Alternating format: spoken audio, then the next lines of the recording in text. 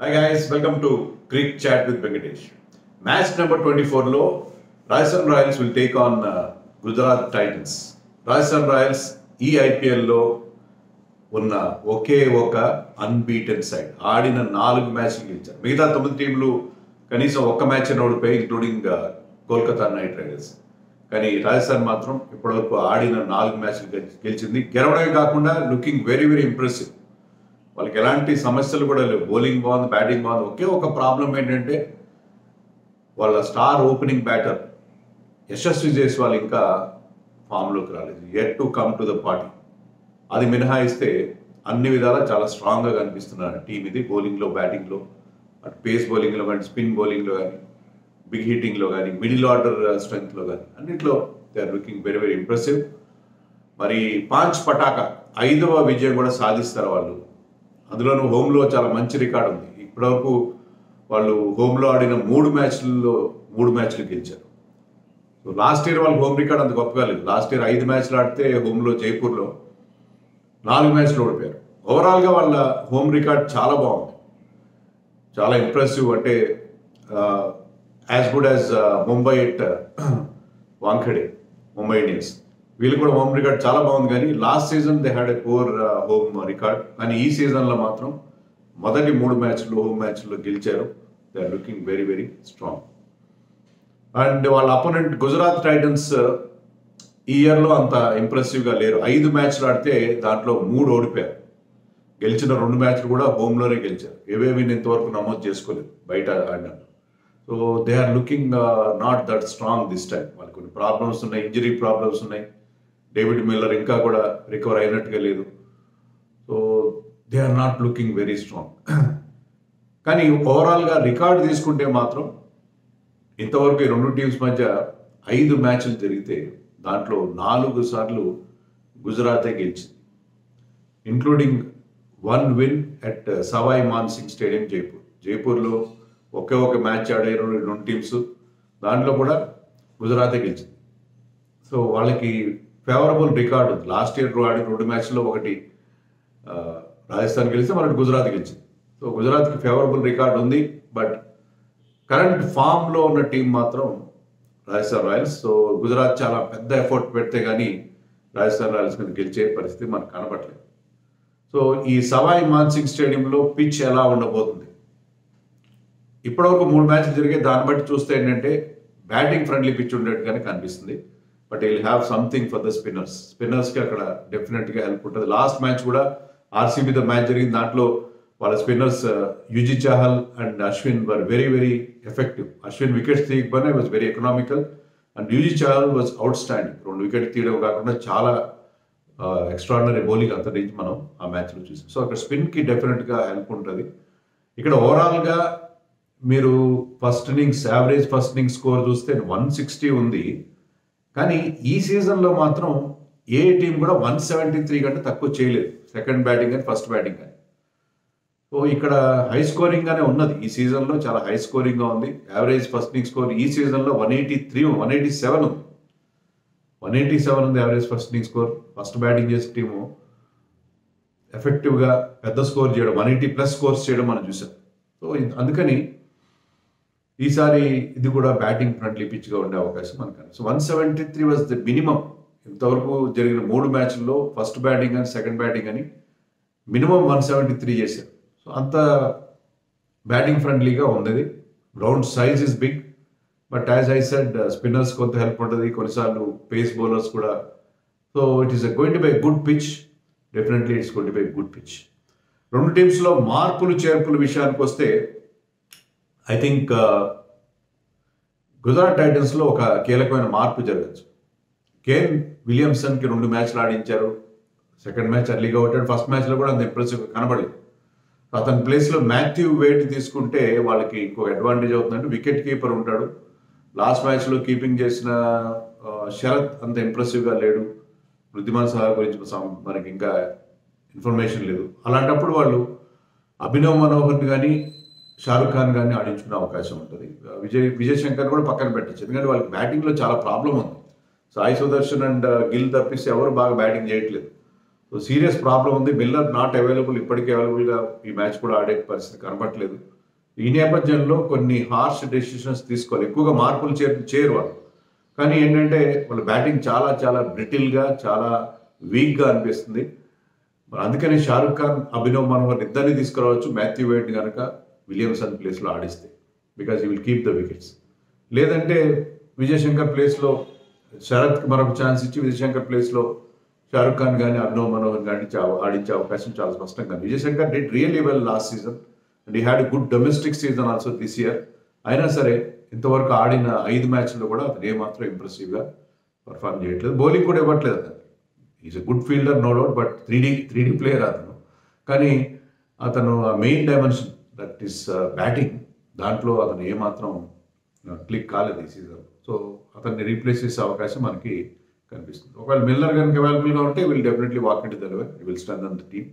And Rahul Tewatia has been batting well, కానీ అతనికి చాలా ఆలస్యంగా పంపిస్తున్నారేమో అనిపిస్తుంది. కానీ he's the designated finisher.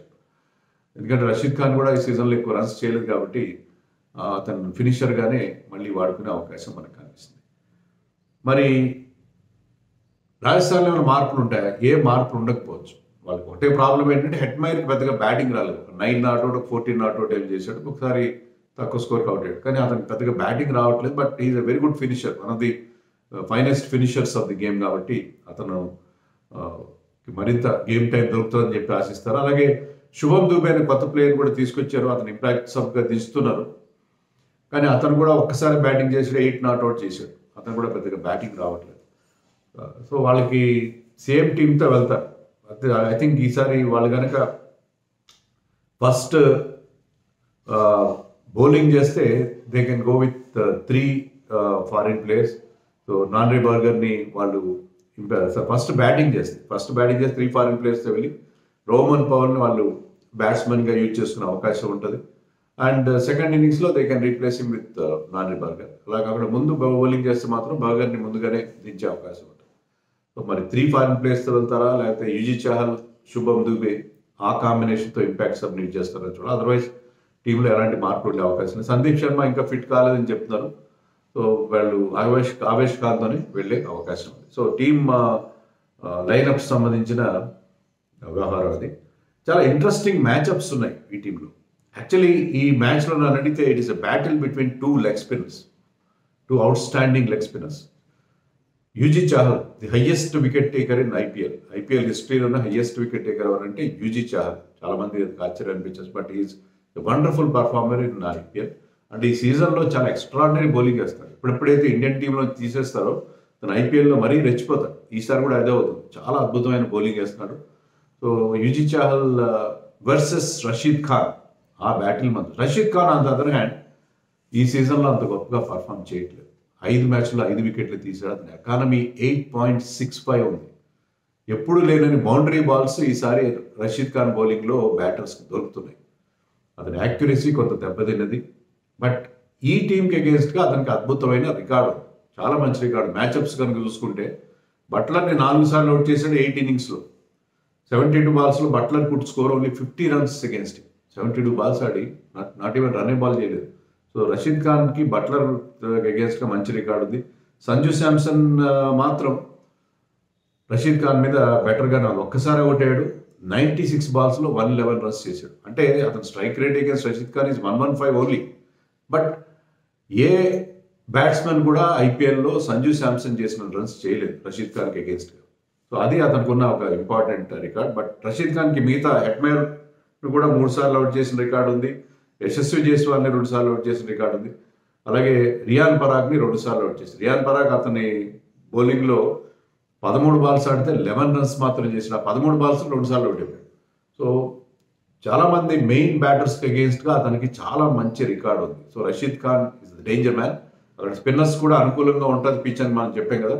So అందుకని రషీద్ ఖాన్ ప్రెజెన్స్ ఈసారి వాళ్ళకి చాలా చాలా ఇంపార్టెంట్.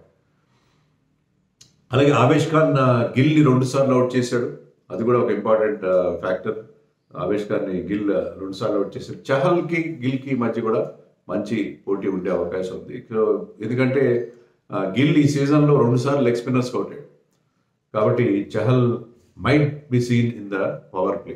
పవర్ ప్లేలో ఛాలెంజ్ చూసే అవకాశం ఉంది. అలాగే ఆవేష్ ఖాన్ కూడా పవర్ ప్లేలో ఈ మధ్యకాలంలో బ్యాక్ ఎండ్లో బౌలింగ్ చేస్తున్నాడు. But because he has got good record against Gill, ఆడిన 45 balsలో 51 runs మాత్రమే చేయగలిగాడు ఆవేష్ ఖాన్కి, 2 సార్లు అవుట్ అయ్యాడు. So Avesh Khan and Chahal might be seen in the power play this time. అలాగే ఉమేష్ యాదవ్కి సంజు శాంసన్కి అగేన్స్ట్గా మంచి రికార్డు ఉంది.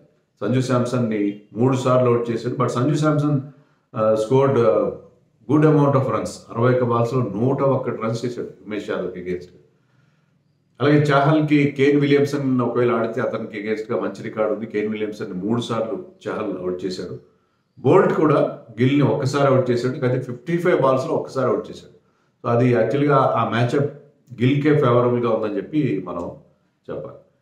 అలాగే సాయి సుదర్శన్ ఈ సీజన్లో చాలా బాగా పర్ఫామ్ చేస్తున్నాడు, కానీ 4 సార్లు పేస్ బౌలింగ్ అవుట్ అయిపోయాడు. అండ్ అతని స్ట్రైక్ రేట్ కూడా against pace is only just 120sలో ఉంది. సో సాయి సుదర్శన్కి అగేన్స్ట్గా మనం Nandre Burger, Avesh Khan bowling వేయడం మనం చూసే అవకాశం ఉంది. సో అది పరిస్థితి. బట్ ఒకే పెద్ద మేజర్ వరింగ్ ఫ్యాక్టర్ ఏంటంటే యశస్వి జైస్వాల్ ఫామ్లో లేకపోవడం. అతని స్కోర్స్ కనుక చూస్తే 39 runs ఇచ్చాడు 4 innings లో, 24, 5, 10 and 0. రీసెంట్గా ఆర్సీబీతో జరిగిన మ్యాచ్లో డక్అవుట్ కూడా అయ్యాడు. సో అతని ఫామ్ పోను రన్స్ తగ్గుతూ వస్తున్నాయి. కానీ అతను ఏంటంటే కొద్దిగా ఆ అగ్రెషన్ని కంట్రోల్ చేసుకోగలిగింది. పవర్ ప్లేలో మరీ అగ్రెసివ్గా ఆడి డౌన్ ద వికెట్ వచ్చి లేకపోతే లాఫ్టెడ్ షాట్స్ ఆడి అలా తన వికెట్ని సమర్పించుకున్నాడు. Is not getting out good balls, is only throwing away his wicket most of the time. So అలా కాకుండా కొంచెం రెస్ట్రైంట్, కొంచెం సంయమనం పాటిస్తే, కొంచెం జాగ్రత్తగా ఆడుకుంటే, 2-3 ఓవర్ పర్టికులర్లీ న్యూ బాల్ని సీ ఆఫ్ చేసుకుంటే ఐ థింక్ కోచెస్ కూడా చెప్తారు అతనికి కొంచెం కౌన్సిలింగ్ అవసరం. ఇది ఎక్స్ట్రాడినరీ బ్యాట్స్మెన్, మంచి ఫామ్లో ఉన్న ప్లేయర్. అతని విషయంలో వాళ్ళకి మాకు ఎలాంటి వర్రీ లేదని చెప్పి ట్రెవర్ పెన్నీని వాళ్ళ అసిస్టెంట్ కోచ్ కూడా చెప్పాడు. అయినా సరే అతన్ని కొద్దిగా కంట్రోల్ చేసుకోగలిగితే ఇనీషియల్ అగ్రెషన్ని కొద్దిగా సెటిల్ అయిన తర్వాత అదొక్కటే ఆర్ఆర్కున్న ఒకే ఒక ప్రాబ్లం అదొక్కటే కనిపిస్తుంది. అండ్ శుభ్మన్ గిల్ కూడా గుజరాత్ టైటన్స్ నుంచి ఎక్స్ట్రాడినరీ ఫామ్లో ఏం లేడు. అండ్ వాళ్ళకి బ్యాటింగ్లో చాలా సీరియస్ వరీ కనిపిస్తుంది వాళ్ళకి. అండ్ బౌలింగ్లో కూడా మోహిత్ శర్మ లాస్ట్ మ్యాచ్లో వెంట్ ఫర్ రన్స్. సో గెలవాల్సిన మ్యాచ్ వాళ్ళు they lost against Punjab kings. చివరిలో of course both of them, Ashutosh Sharma, Shashank Singh wonderful, but still వాళ్ళు గెలవాల్సిన మ్యాచ్ ఓడిపోయారు అనిపించింది. కానీ శుభ్మన్ గిల్ క్యాప్టెన్సీనే మనం వంగపెట్టాల్సిందే, చాలా కూల్గా చక్కగా లీడ్ చేస్తున్నారు. కానీ వాళ్ళకి బౌలింగ్లో కొంత వీక్నెస్ కనిపిస్తుంది. Noor Ahmad has been doing well, but wickets ఎక్కువ ఇవ్వట్లేదు.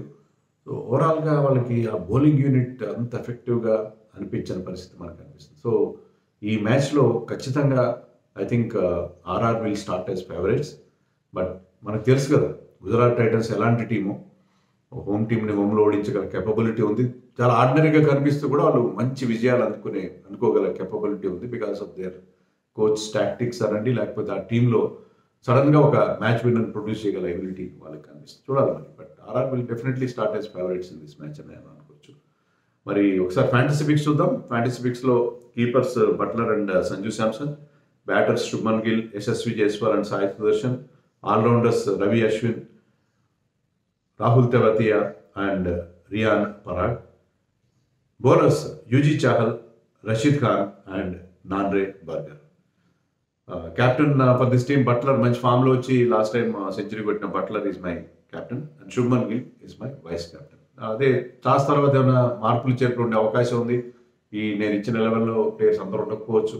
నేను ఒక టెలిగ్రామ్ ఛానల్ లింక్ ఇస్తాను మీకు, కామెంట్స్లో టాప్లో ఉంటుంది పిన్డ్ కామెంట్. మీరు టాస్ తర్వాత ఆ టెలిగ్రామ్ ఛానల్ విజిట్ చేసి మన లేటెస్ట్ ఫ్యాంటసీ 11 చూడండి. సో 5th విన్ వస్తుందా రాజస్థాన్ రాయల్స్కి, లేకపోతే గుజరాత్ టైటన్స్ ఏమైనా రికవర్ అవుతుందా, వాళ్ళ 3rd విన్ సాధిస్తారా? Let us wait and see.